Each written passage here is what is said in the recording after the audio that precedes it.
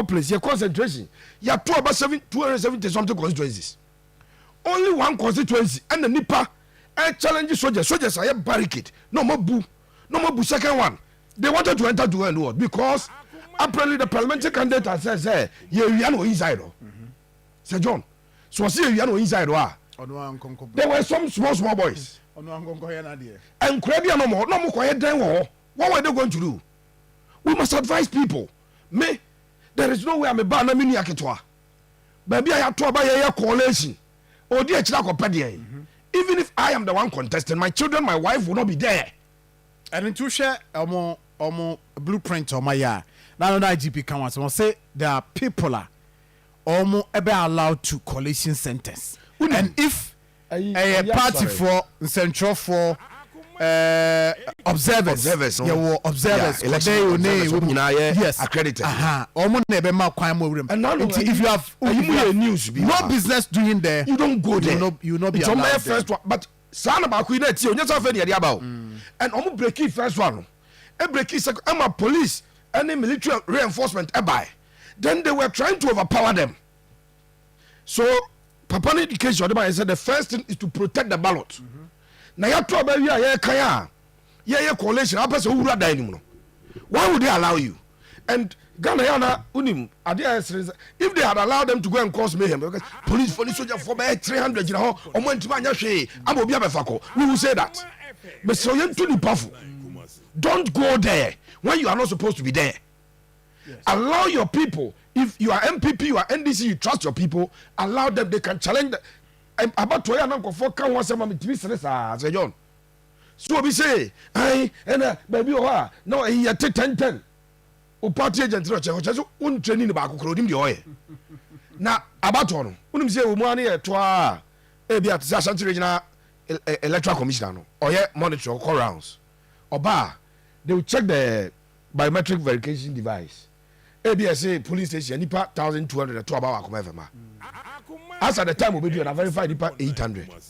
Do you know how easy they can check the number of ballots issued?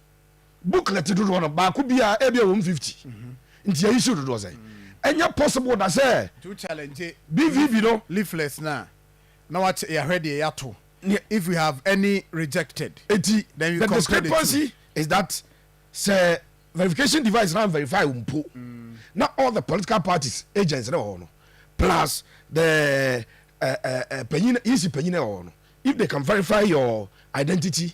They make you sign something and you are able commission to vote. already omo issue omo data any verification machine number of ballots issued maybe a difference 1 2 it is allowed but say bia verification machine verify the 300 but you are about 6,000 but you almost say 10 you take 20 more be sound your money in a reporter speech ubo say yes what 10 yes obedient me can say that anyway and a cause unnecessary problem unfortunately parliamentarian they know parliamentary seat or Tejimai BBN no and some people you're just we normally call innocent me I don't call them innocent you tell Akoma FM I say police be no money or to never to be innocent. But me say, I saw videos of people trying to enter the coalition room, trying to force, and according to one of the military officers, I say, so he saw somebody pull a gun, and you expected me to stand there.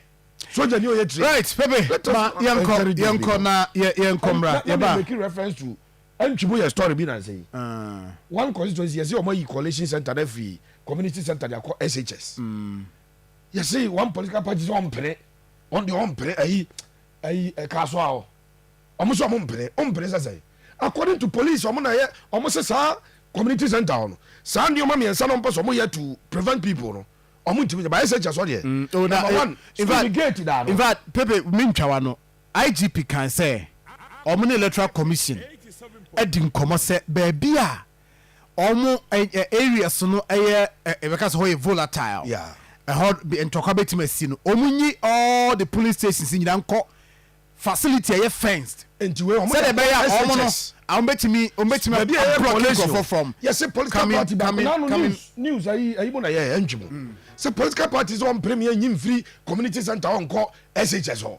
SHS what there? Bakubet Mariam. Look at that. Ebe yankomra busafo ye ba isia pepe de agude mu nsem de bre ba ebe to aso wadwen cha no Facebook page obetimi de abasa so na obetimi de afa voice note 0539199968 on WhatsApp yankwaba